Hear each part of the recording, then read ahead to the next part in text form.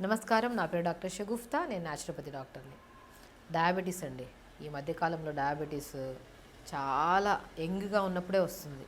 ఎందుకంటే డయాబెటీస్ అనే ఒక ఏజ్ వచ్చిన తర్వాత ఏజ్ ఫ్యాక్టర్ని బట్టి, మనకి కంపల్సరీ హెరిడిటీని బట్టి, లైఫ్ స్టైల్ని బట్టి ఖచ్చితంగా ఒక ఏజ్ దాటిన తర్వాత డయాబెటిక్ అనేది మనం కామన్గా చూస్తుంటాం. కానీ ఈ మధ్య కాలంలో 30 to 40 ఇయర్స్ వాళ్ళలోనే 50 to 60% డయాబెటిక్, ప్రీ డయాబెటిక్ అని, డయాబెటిక్ లెవెల్స్ హై అయిపోతున్నాయని చెప్పేసి వస్తుంటారు. ఎందుకంటే రీసెంట్గా మా దగ్గరకు వచ్చిన 32-34 ఇయర్స్ ఒక అబ్బాయి వచ్చినప్పుడు తను కొన్ని సిమ్టమ్స్ ఉన్నాయన్నమాట. లైక్ బాడీలో ఎక్కువగా లెథార్జిక్గా అనిపించడం, అంటే వీక్గా ఏదైనా పని చేయడానికి కూడా బాడీ సహకరించకపోవడము, దాంతోపాటు కొద్దిగా యూరిన్కి ఎక్కువ సార్లు వెళ్ళడము, దాహం ఎక్కువ వేయడము, జుట్టు బాగా రాలడము, అండ్ అన్నిటికంటే ఇంపార్టెంట్ మనము నార్మల్ ఫుడ్ హ్యాబిట్స్ ఉన్నాయి, నార్మల్ వర్క్ ఉంది, కానీ బరువు మాత్రం తదేకంగా తగ్గిపోతూ ఉంటారు, మజిల్ లాస్ బాగా అవుతుంటారు.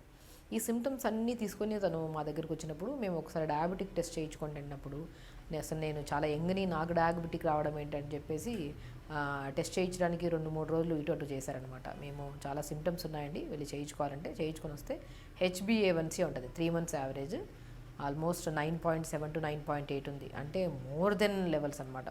5.7, 5.8 it's very normal. More than వెళ్ళితేనే మనం ప్రీ డయాబెటిక్ అంటాం. కానీ 9 pointsకి వెళ్ళిందంటే చాలా అసలు, అంటే బాడీ ఎన్నో రకాల ఇండికేట్ చేస్తుంది మనకి డయాబెటీస్ స్టార్టింగ్లోనే.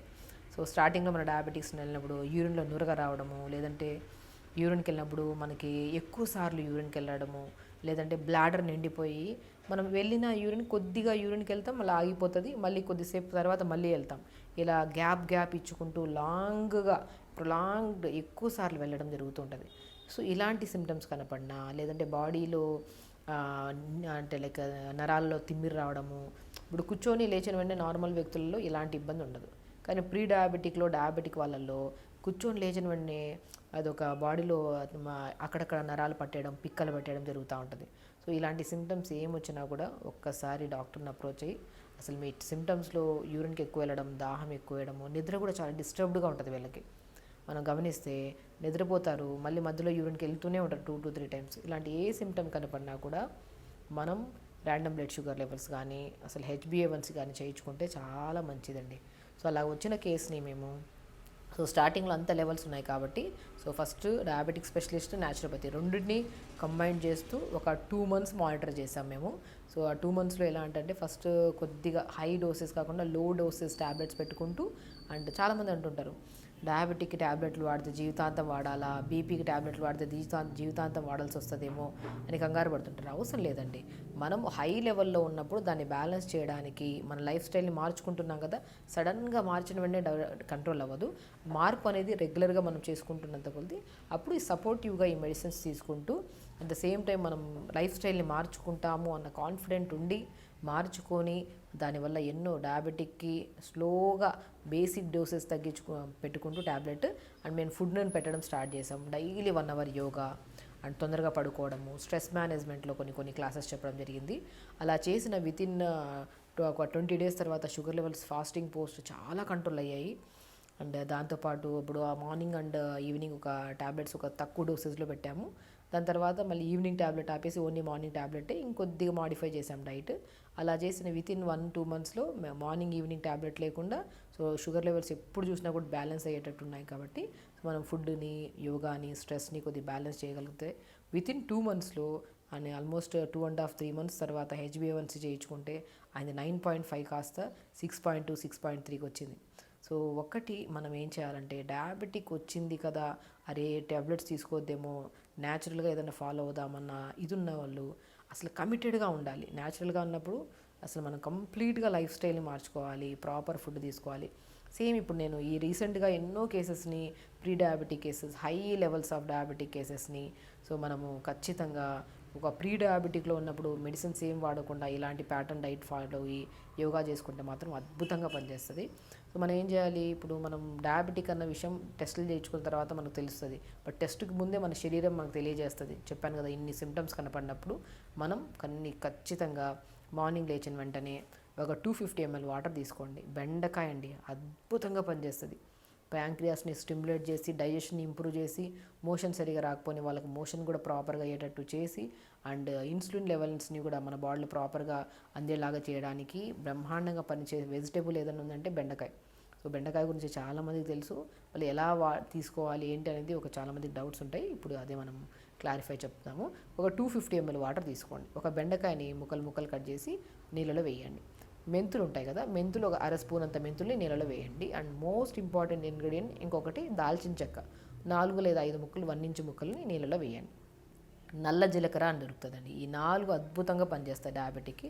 నల్ల జీలకర్ర అని ఆయుర్వేదిక్ షాప్స్లో కానీ ఎక్కడ దొరుకుతాయి, పావు స్పూన్ అంత నల్ల జీలకర్ర. ఇవి నీళ్ళలో నైట్ నానబెట్టి మార్నింగ్ లేచి ఒక 30 seconds to 1 minute వరకు వేడి చేయండి. నైట్ అంతా నానబెడతాం కదా, మార్నింగ్ ఒక 1 minute వరకు వేడి చేసి ఫిల్టర్ చేసి మార్నింగ్ బ్రష్ అయ్యాక కొద్దిగా ప్లెయిన్ వాటర్ తాగిన ఒక 5-10 నిమిషాల తర్వాత ఈ వాటర్ తాగండి. డయాబెటిక్ లెవెల్స్కి, మెటబాలిజంని స్పీడ్ చేయడానికి, మోషన్ ప్రాపర్ అవ్వడానికి, స్కిన్ హెల్తీగా ఉండడానికి అద్భుతంగా పనిచేసే ఏమన్నా వాటర్ ఉందంటే ఇది 4 ఇంగ్రీడియంట్స్ బెండకాయ. సో ఖచ్చితంగా బెండకాయని వాటర్లో డైల్యూట్ చేసుకొని తాగడం వల్ల మార్నింగ్ మోషన్, స్కిన్ చాలా బ్రైట్ అవుతుంది, స్కిన్ అండ్ హెయిర్ కూడా చాలా మంచిది బెండకాయ. సో దాంతోపాటు నల్ల జీలకర్ర, ఇది కూడా ప్యాంక్రియాస్ని స్టిమ్యులేట్ చేసి డయాబెటిక్ లెవెల్స్ని కంట్రోల్ చేయండి. డయాబెటిక్ వాళ్ళకి కొన్ని తినద్దు కొన్ని తినండి అంటాము. సో ఏవైతే వద్దంటామో అవే తినడానికి ఎక్కువ శరీరం ఇచ్చేస్తూ ఉంటుంది డయాబెటీస్ వాళ్ళలో. సో అవి ఒకవేళ బై ఛాన్స్ ఏదైనా తిన్నా కూడా షుగర్ లెవెల్స్ని పెంచకుండా కాపాడే గుణాన్ని కలిగి ఉంది నల్ల జీలకర్ర. సో నల్ల జీలకర్ర పావు స్పూను, దాంతోపాటు దాల్చిన చెక్క ముక్కలు 1 ఇంచు ముక్కలు 2 లేదా 3 ముక్కలు, మెంతులు పావు స్పూన్. ఈ 4టిని గుర్తుపెట్టుకోండి. ఒక బెండకాయ ముక్కలు కట్ చేసి నీళ్ళలో వేయాలి, పావు స్పూన్ అంత మెంతులు, దాల్చిన చెక్క ముక్కలు 1 ఇంచు 2 to 3 పీసెస్, నల్ల జీలకర్ర పావు స్పూన్. ఇవి ఒక 250 ml మనం తాగే గ్లాస్ ఉంటుంది కదా, ఆ వాటర్లో ఇవన్నీ నానబెట్టి మార్నింగ్ లేచాక 1 minute మరిగించి ఇవన్నీ ఫిల్టర్ చేసి మంచిగా మార్నింగ్ తాగారనుకోండి, మనం త్రూఅవుట్ ద డే ఏదైనా బై ఛాన్స్ ఏదైనా ఫ్రూట్ తినకుండా ఉండాల్సింది తినేసాము, అలాంటప్పుడు షుగర్ అనేది పెరగకుండా మనకు బ్యాలెన్స్ చేయడానికి ఈ వాటర్ బాగా కాపాడుతుంది. ఈ వాటర్ తాగిన ఒక అరగంట తర్వాత రాగి పిండి, జొన్న పిండి, సజ్జ పిండి ఈ మూడింటిని సమపాలంలో ఒక బాక్స్లో కలిపి పెట్టుకోండి. దీన్ని మార్నింగ్ పూట దోశల్లాగా కానీ, ఇడ్లీలాగా కానీ, జావలాగా కానీ తీసుకోండి.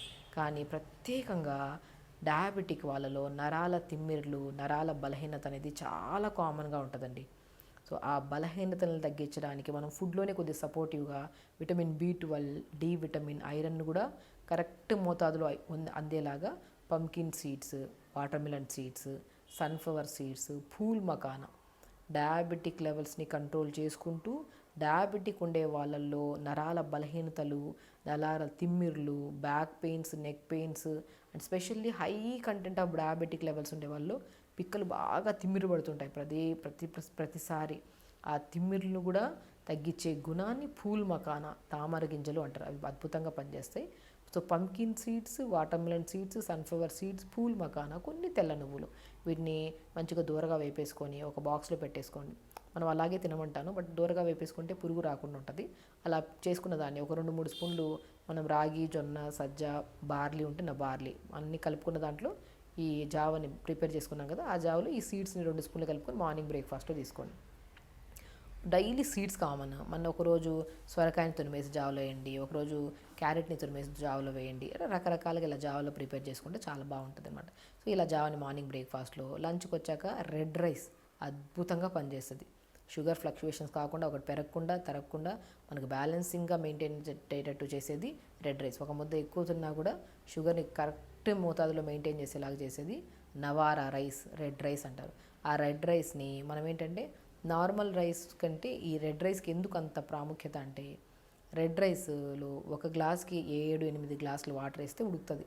అంత ఇదిగా ఉంటుంది. వాటర్ అబ్జార్ప్షన్ కెపాసిటీ ఎక్కువ ఉంటుంది అండ్ డైజెషన్కి మంచిది, ఫైబర్ కంటెంట్ ఎక్కువ ఉంటుంది. కాబట్టి డయాబెటిక్ని కూడా కంట్రోల్ చేయడానికి చాలా యూజ్ అవుతుంది అనమాట. సో ఇలా రెడ్ రైస్ని మనం ఎక్కువ వెజిటబుల్ కర్రీతో, తక్కువ రైస్ ఎక్కువ కర్రీ, దాంతోపాటు ఆకుకూర ఫ్రై, ఇలా లంచ్ ప్లాన్ చేసుకోండి. లంచ్ అయిన తర్వాత డయాబెటిక్ వాళ్ళు ఖచ్చితంగా పల్చటి మజ్జిగలో జీరా, మెంతులు, దాల్చిన చెక్కని పౌడర్ చేసి పెట్టుకోండి. గుర్తుపెట్టుకోండి, ఒక 50 గ్రాములు జీలకర్ర, 50 గ్రాములు మెంతులు, ఒక 10-15 గ్రాములంతా మన దాల్చిన చెక్క, మూడింటిని పౌడర్ చేసేసుకొని ఆ పౌడర్ని లంచ్ తర్వాత మజ్జిగలో పావు స్పూను, ఆ డిన్నర్లో కూడా మ్యాక్సిమం లైట్ టిఫిన్స్ లాంటివి పెట్టుకుని, ఆ లైట్ టిఫిన్స్ అయిన తర్వాత కూడా పల్చటి మజ్జిగలో అయినా పర్లేదు, హాట్ వాటర్లో అయినా పర్లేదు ఈ జీలకర్ర, మెంతులు, దాల్చిన చెక్కని పౌడర్ చేసిన దాన్ని పావు స్పూన్ కలుపుకొని తాగండి. చెప్తున్నాను కండి, ప్రతి ఒక్కరు మా దగ్గరికి వచ్చిన వాళ్ళలో హై లెవెల్స్ ఉన్నాయి, సో బ్యాలెన్స్డ్గా ఉండట్లేదు, ప్రీ డయాబెటిక్ ఉండే వాళ్ళకు కూడా ఇదే మోతాదులో మనం ప్రాపర్ డైట్ పెట్టి అండ్ ఖచ్చితంగా ఎవ్రీ వీక్ మానిటర్ చేయండి. మన డయాబెటిక్ ఒకసారి టెస్ట్ చేస్తే 3 నెలల తర్వాత కూడా టెస్ట్ చేయము, కానీ డయాబెటిక్ ఉండేవాళ్ళు ఎవ్రీ వీక్లీ వన్స్ మాత్రమే. ఆ టెస్ట్ చేయడానికి ముందు కూడా మన స్లీప్ కరెక్ట్గా ఉందా లేదా.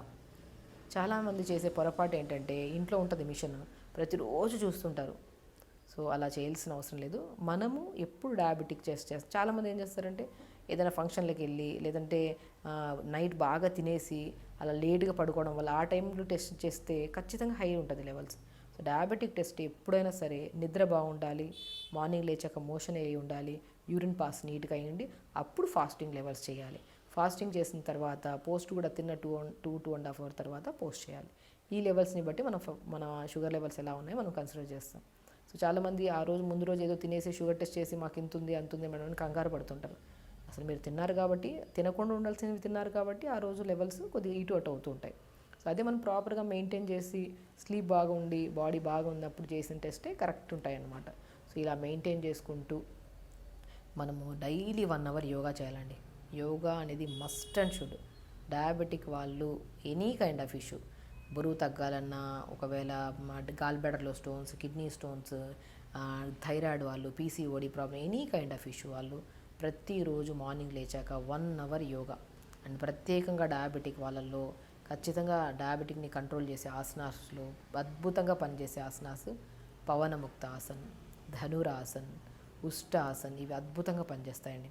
కొన్ని ఆసనాస్ చేసుకుంటూ లైఫ్ స్టైల్ని మార్చుకుంటూ డయాబెటిక్ ఉంది కదా అని కంగారు పడి మెడిసిన్స్కి వెళ్ళక ఇటు న్యాచురల్ ఫామ్లోకి న్యాచురల్ ఫుడ్ ఫాలో అవ్వక యోగాలు చేయక బాడీని ఇంకా క్రానిక్ చేసేసి it leads to so many heart type of డిసీజెస్ని తెచ్చుకుంటున్నారు. కాబట్టి డయాబెటిక్కి మనం చెప్పిన సిమ్టమ్స్లో ఏది కనపడినా ఫస్ట్ డయాబెటిక్ టెస్ట్ చేయించుకొని అందులో ఏది తక్కువ ఉంది ఏది ఎక్కువ ఉంది, సో మనం ప్రాపర్గా ఇప్పుడు చెప్పినట్టు యోగా, టైంకి పడుకోవడం, ఇప్పుడు నేను చెప్పిన మోతాదులో డైట్ తీసుకుంటే మాత్రం డయాబెటిక్ 100% కంట్రోల్ అవుతుంది. డెఫినెట్గా అండి. వేల లక్షల మందికి మా ఎక్స్పీరియన్స్లో ఇదే ప్రాపర్ డైట్ చెప్తూ ఇలాగే వాళ్ళలో కొన్ని కేసెస్లో డయాబెటిక్కే కాకుండా ఇంకా ఇతర ఇష్యూస్ ఉంటే వాళ్ళకి అందరికీ ఇదే సరిపోతుందా అంటే డెఫినెట్గా సరిపోతుంది. బట్ వీళ్ళలో డయాబెటిక్తో పాటు ఇంకేమైనా ఇష్యూ ఉంది, డయాబెటిక్ విత్ థైరాయిడ్ ఉంది, డయాబెటిక్ ఉంది, బీపీ ఉంది, డయాబెటిక్తో పాటు వెయిట్ ఉన్నారు, ఇలాంటి వాళ్ళకు ఒక టైప్ ఆఫ్ డైట్ ఉంటుంది. వాళ్ళలో చిన్న మార్పులు చేసి మనం చెప్తాము. అది కామెంట్ బాక్స్లో కామెంట్ చేయండి, లేదంటే కాల్ చేసినా కూడా మనం ఇన్ఫామ్ చేస్తాం. ఓన్లీ డయాబెటిక్ ఉండే వాళ్ళతో పాటు నరాల తిమ్మిరి కానీ, కాన్స్టిపేషన్ ప్రాబ్లం కానీ, బాడీ నిస్సత్తుగా నీరసంగా అనుకునే వాళ్ళకి ఇది అద్భుతంగా పనిచేస్తుంది. అండ్ స్పెషల్లీ ప్రీ డయాబెటిక్ వాళ్ళకి, అసలు డయాబెటికే వద్దనుకున్న వాళ్ళకు కూడా అద్భుతంగా పనిచేస్తుంది ఈ డైట్. సో ఇలా యోగా చేసుకోండి, డైట్ ప్రాపర్గా మెయింటైన్ చేసుకోండి, టైంకి తినండి, స్లీప్ ప్యాటర్న్ సెట్ చేసుకోండి. ప్రతిరోజు కంపల్సరీ మీరు స్ట్రెస్ కరెక్ట్ ఉండాలంటే స్లీప్, మోషను, డైట్ ప్రాపర్గా ఉంటే ఇవన్నీ సెట్ అవుతాయి. డయాబెటికే కాదు, ఇలాంటి ఎన్నో రకాల జబ్బుల నుంచి మనం రాకుండా కాపాడుకోవచ్చు. కాబట్టి ఇవన్నీ రాకుండా కాపాడుకోవాలంటే ఇప్పుడు నేను చెప్పిన ప్రతి దాన్ని ఫాలో అవ్వండి. హెల్తీగా ఉండండి. నమస్కారం.